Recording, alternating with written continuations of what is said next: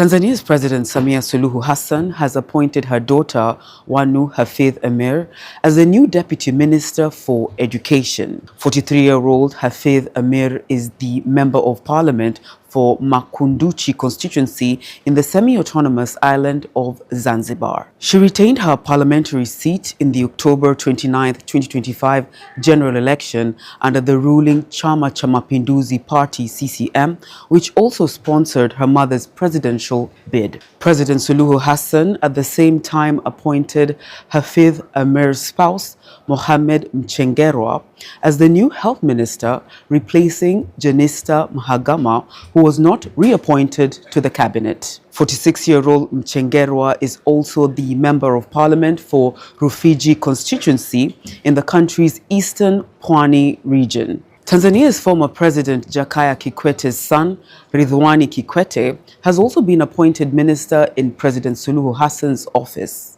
He will be in charge of public service management and good governance in the head of state's office. 46-year-old Ridhwani Kikwete is also a lawmaker of CCM party, representing the coastal constituency of Chalinze, located in Pwani region. President Suluhu Hassan, who was declared the winner of Tanzania's recent presidential election with nearly 98% of the vote, named 27 ministers and 29 deputy ministers in the reconstituted cabinet. 7 senior officials who served in the previous cabinet have been relieved of their duties. They include former Energy Minister Doto Biteko, his agriculture counterpart Hussein Bashe, and former Trade Minister Selemani Jaffo. In the new government, Hamis Musa Omar will take charge of the powerful finance ministry, while Mahmoud Tabit Kombo has been retained as foreign minister. Professor Adolf Mkenda will be the education minister,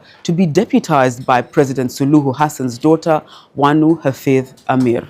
Daniel Chongolo will head the agriculture docket, while Judith Kapinga will serve as the industry and trade minister. Paul Makonda, the former powerful regional commissioner of Tanzania's commercial hub Dar es Salaam, and later Arusha in similar capacity, has been appointed Deputy Minister for Information, Culture, Arts and Sports. 43-year-old Makonda, who recently won the Arusha urban parliamentary seat on CCM ticket, drew international media headlines in 2019 when he proposed that the names of all married men in Tanzania be published on a state website to help single women identify predators posing as available men. If I was the president of a country, this is what I would do. Recognizing that African countries are fragile, I would have monthly meetings with all opposition leaders. Because some of these opposition leaders, the truth be told, what they want is to be heard. They want to have an opportunity to contribute to the entire national enterprise. And they have good ideas, some of them. That is what African leaders forget to do. Mandela tried to do it when he was the president. One day, when he went out, he appointed Gacha Buthelezi to be the president. And Gacha, I think, was very satisfied during those few days. In fact, in many African countries, what I would do is to ask the opposition leader, I'm putting together my government. Do you have any problem with being appointed into my cabinet to serve so that these beautiful ideas, we mix mine with yours and we govern Tanzania? That would be my approach. And I think in that way, the opposition then becomes responsible. It becomes the loyal, responsible opposition. Otherwise, the opposition then exists to oppose everything and to... Imagine cancelling your own country's Independence Day. The one sherehe everyone in the country knows, tangu zama za zamani. You are so illegitimate, you cannot even celebrate the one holiday everyone in your country knows and remembers. Huyu mama ako down bad. Down. Yeah, welcome family from Africa and across the world. You know, today as I sit here to speak with you or to share something with you, I'm so impressed because I'm so surprised at the same time. We all know what is royalty. We all know what is monarchy. Today, the country like Britain, they are being led by king because And this king today who is leading this country or of UK or Britain, he is the son of the late Queen Elizabeth. We had the Queen Elizabeth I, we had the Queen Elizabeth II, we had now the son who has inherited. So this country has been under the same family leading this country as the monarchy, as the royal family. So you cannot come and lead this country outside the family. So this means that whatever the family or the first founder of this country, who was the king, was doing, he was doing things and he set the system to work in a certain manner to that country and to his people.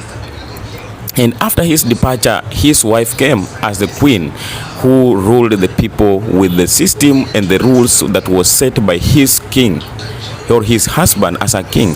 And he later came the daughter who was the king Elizabeth II, and now today we are the Queen Elizabeth II, and now today we are having King Charles as the son and the king and the son of the Queen Elizabeth II. So it has been a generational leadership. It has been a family leadership in this country. That's why today, you know, let me tell you something. When you have a leader in your country and then he or she comes his heir, then you cannot expect a change in that country. You cannot expect a change to the people.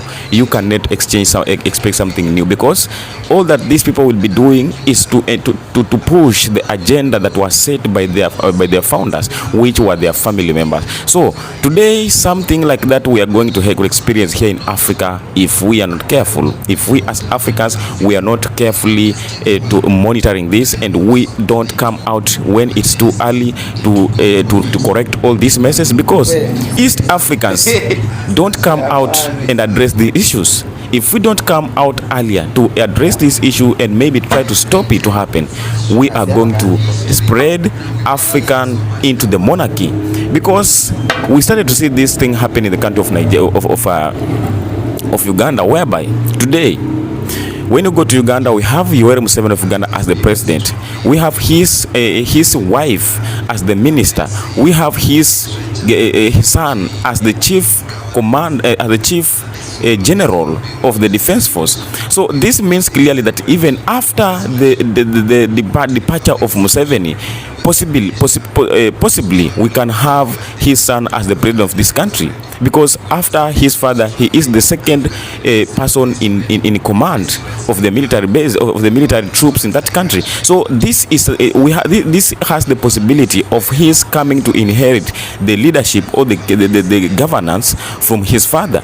And again, you know, once the Museveni is the president of this country, his wife being a minister, his daughter being in parliament, and his son being the chief military leader, this gives you a picture that something is being cooked here. That's why you see Museveni has been in power over 4 decades, and there is no one that can come and challenge him. Whoever comes out to try to challenge him, they end up locked, they end up jailed, some of them they end up killed. So this means that this country has been taken over with the family, and has been taken as a family business organization or department. So you cannot expect any change to come out of that country. You cannot expect any change to come out new in that country, because this country has been under the same leader over a long time. He has been there, he set his own system, and you cannot expect that he will come and change something to challenge the current system, because he was the one who set that system, and he's the one ruling, and he's the one to be there. And after his time, his son will come and continue ruling the same. The same is going to happen in the country of Tanzania, whereby this is the leader that came unexpected, because if it was not that his predecessor was died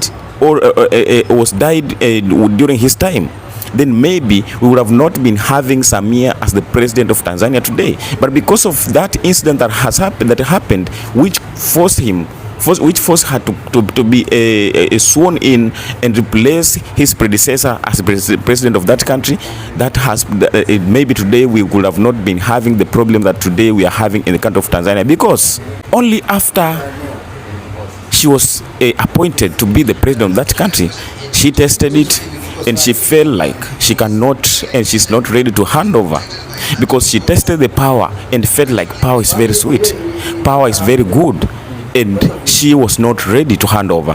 That's why we always say that if you are a good leader, you don't have to explain yourself much. If you are a good leader, you don't have to convince people to elect you or to re-elect you. If you are a good leader, people will only elect you because of your deeds, because of your performance. You don't have to come and start to explain to the people, I have built this road, I have built this bridge, I have constructed this, I have bring some development in the country. People will come to re-elect you because of what they have seen you doing during your time. I started by explaining you how this monarchy and this royalty is coming in Africa and is being spread fast in Africa.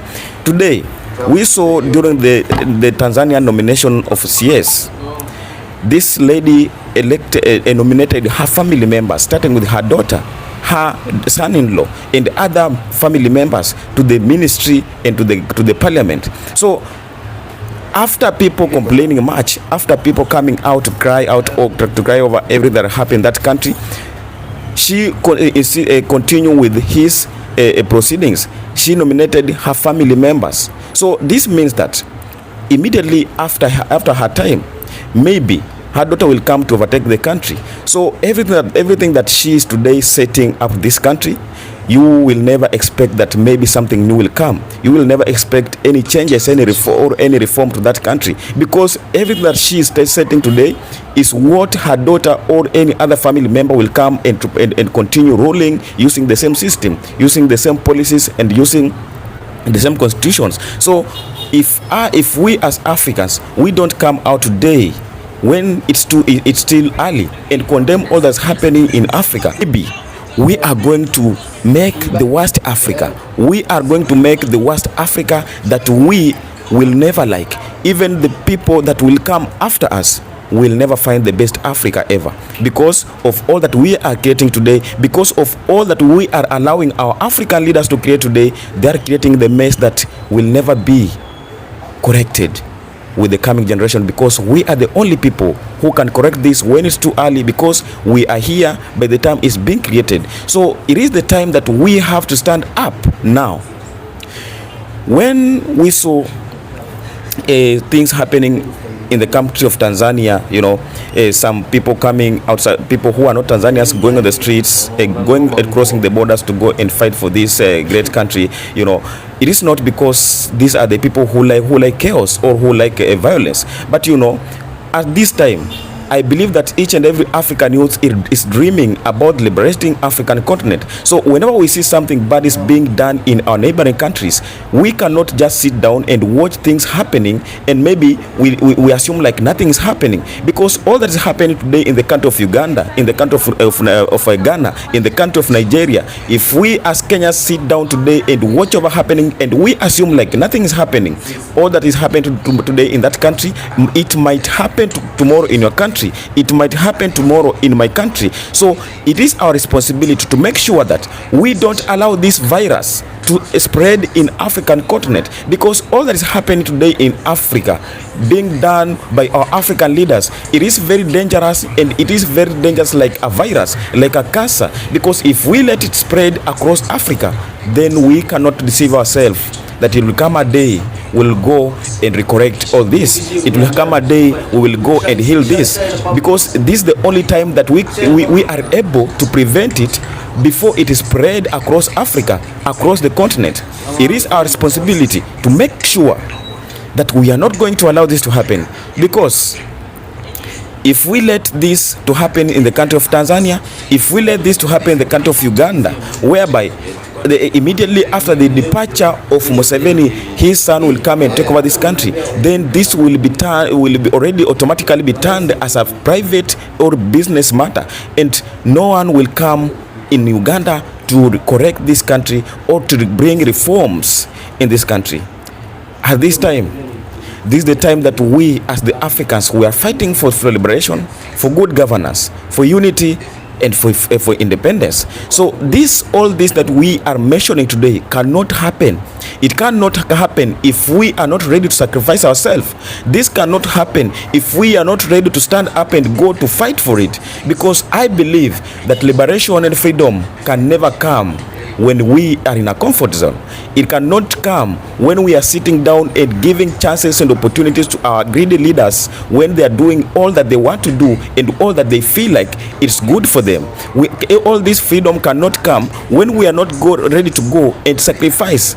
All these people who are going on the street to demonstrate, some of them dying on the street, some of them not being able to go back to their families, it is not just because it is happening because maybe these people don't love their life.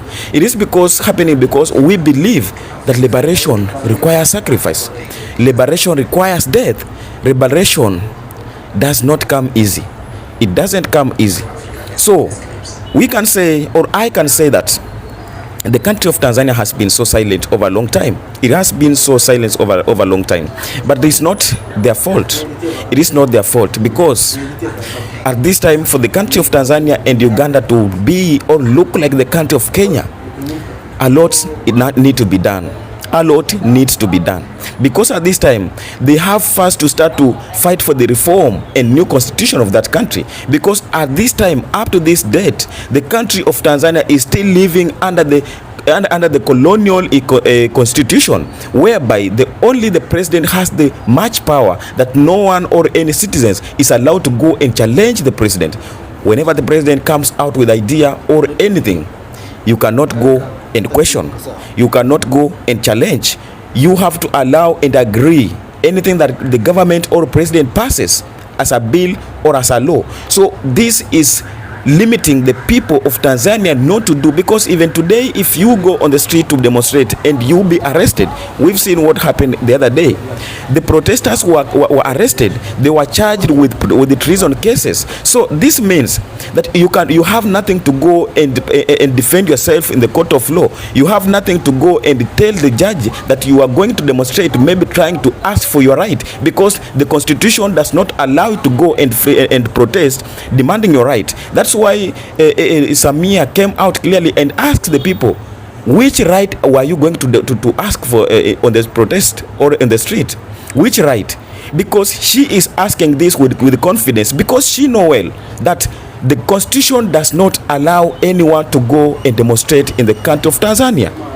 So that's why I said that the country of Tanzania and Uganda have a long way to go. They have a lot to do for them to look like other countries like Kenya, like South Africa, like Nigeria, because we are having the freedom, we are having the much freedom to go and express ourselves, to the freedom of speech, the freedom of going on the street to demonstrate, because our constitutions allow us to do so. Our constitutions support this, but those people, they don't have the constitution that backs them.